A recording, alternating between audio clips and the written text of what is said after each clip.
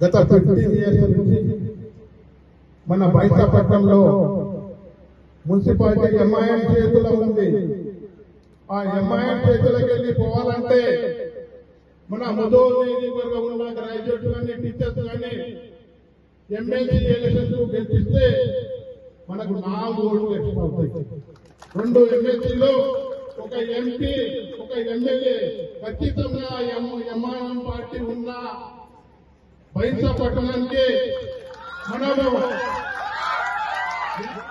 Chairman పదవి గెలుస్తామని. కానీ మీరు అందరూ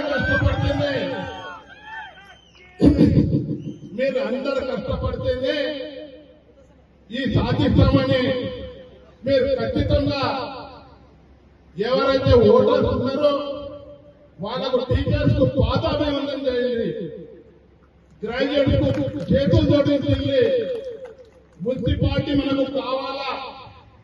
ఎంఐఎంలో ఉన్న 15 years నుంచి మున్సిపాలిటీ మన చేతులు రావాలంటే 2 ఎమ్మెల్సీస్ గెలే అవసరం ఉన్నది. ఈ సభ